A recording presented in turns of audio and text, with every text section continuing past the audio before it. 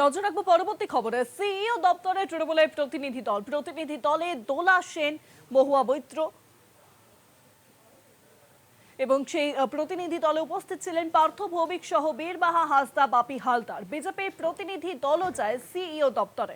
আর বিষয়ে আরো বিস্তারিত আলোচনা করবো। ফোন লাইনের সঙ্গে রয়েছেন প্রতিনিধি সত্য সুন্দর ভট্টাচার্য। সত্যদা, দেখো, ইতিমধ্যেই তৃণমূল কংগ্রেসের 5 প্রতিনিধি তারা এসে সিইও দপ্তরে এসেছেন এবং এই প্রতিনিধি দলে রয়েছেন দোলা সেন, মহুয়া মৈত্র, বীরবাহা হাসদা, এছাড়া পার্থ ভৌমিক এবং বাপি হালদার। এর আগেও একাধিকবার তৃণমূল কংগ্রেসের প্রতিনিধি দল দিল্লিতে যেরকম জাতীয় নির্বাচন কমিশনে তারা বেশ কিছু অভিযোগ জমা দিয়েছে। বিশেষ করে রাজ্যের যে এসআইআর প্রক্রিয়া চলছে সেই এসআইআর এর পদ্ধতিগত বিষয় নিয়ে কিন্তু প্রশ্ন তুলেছিল তৃণমূল কংগ্রেস।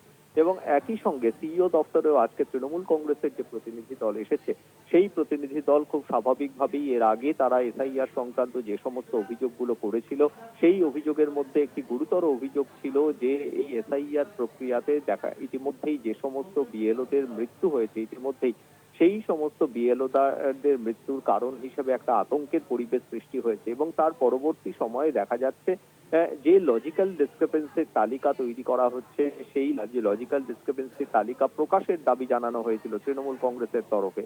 পরবর্তীকালে কিন্তু সুপ্রিম কোর্টের নির্দেশ অনুযায়ী সেই তালিকা ইতিমধ্যেই সেই তালিকা ওয়েবসাইটে আপলোড করা হয়েছে বলে কমিশন সূত্রে খবর। কিন্তু সেই তালিকা এখনো কিন্তু সাধারণ মানুষের কাছে এসে পৌঁছয়নি, অর্থাৎ পঞ্চায়েত অফিস, ব্লক অফিস বা ওয়ার্ড অফিস যেখানে এই তালিকা টাঙিয়ে দেওয়ার কথা, অর্থাৎ কোনো মানুষ আনম্যাপড রয়েছেন কিনা, কোনো ভোটার আনম্যাপড রয়েছেন কিনা বা তিনি লজিক্যাল ডিসক্রিপেন্সি রয়েছে কিনা সেই ভোটারের, সেটা সম্পর্কে জানার বিষয়ে কিন্তু তাদেরকে এই তালিকা যথেষ্ট সাহায্য করবে। সেই কারণেই কিন্তু তৃণমূল কংগ্রেসের তরফে একাধিকবার এই দাবি জানানো হয়েছিল। সুপ্রিম কোর্ট নির্দেশ দিয়েছে পরবর্তী সময়ে গত 24 তারিখে প্রাথমিকভাবে 20,000 নামের তালিকা প্রকাশ করেছে, আপলোড করেছে নির্বাচন কমিশন। কিন্তু এখনো পর্যন্ত কিন্তু এই বিভিন্ন জায়গাতে কিন্তু সাধারণ মানুষ বা সাধারণ ভোটার যারা রয়েছেন তারা কিন্তু এখনো পর্যন্ত এই লিস্ট তারা দেখতে পাচ্ছেন না। এমনকি ইসিআই এর যে ওয়েবসাইট রয়েছে সেই ওয়েবসাইট থেকেও কিন্তু এই লিস্ট অর্থাৎ লজিক্যাল ডিসক্রিপেন্সি এবং আনম্যাপড সেই তালিকা কিন্তু দেখতে পাওয়া যাচ্ছে না। খুব স্বাভাবিকভাবেই এটা নিয়ে প্রশ্ন তোলা হ্যাঁ হচ্ছে সত্য, এবং আজকেও কিন্তু তৃণমূল কংগ্রেসের প্রতিনিধিরা সেটা নিয়েই সরব হয়েছে। অনেক ধন্যবাদ সত্যদা। ফোন লাইনের সঙ্গে ছিলেন প্রতিনিধি সত্য সুন্দর ভট্টাচার্য।